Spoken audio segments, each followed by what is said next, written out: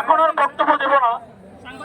একটি কথা নিয়ে আর একটু পুনরাবৃত্তি করছি, সেটা হলো হোমনায় বারবার যারা অরাজকতা সৃষ্টি করতে চায়, হোমনার জনগণকে নিয়ে যারা খেলতে চায়, আমি সেখানেও বলেছি মাঠে, এখানে আবারও বলছি, তাদের দিন শেষ। তারা হোমনা নিয়ে খেলতে পারবে না। হোমনার জনগণ সিদ্ধান্ত নেবে হোমনাকে নেতা হবে। হোমনাকে নিয়ে ঢাকায় আর গোপন বৈঠক চলবে না। যারা গোপন বৈঠকে যাবে, হোমনার লোকজন তাদেরকে প্রত্যাখ্যান করবে, কারণ হোমনা বসেই হোমনার নেতা নির্বাচন করবেন আপনারা। সুতরাং ওই সমস্ত গডফাদাররা যারা হোমনা থেকে লোকগুলিরে ডেকে নিয়ে তাদেরকে কুপরামর্শ দেয়, তারা হোমনার কখনো ভালো চায় নাই।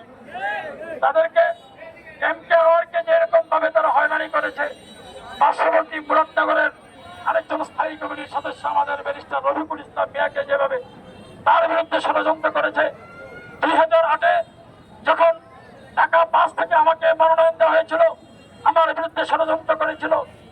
আজকে 2025-এ এসেও যখন আমাকে মনোনয়ন দেওয়ার জন্য একটি চূড়ান্ত সিদ্ধান্ত নেওয়া হয়েছিল, ঠিক তখনই আবার এই হোমনার জনগণের বিপক্ষে দাঁড়িয়ে, আমার বিপক্ষে নয়, না হোমনার জনগণের বিপক্ষে দাঁড়িয়ে সেখানে কাজ করেছে।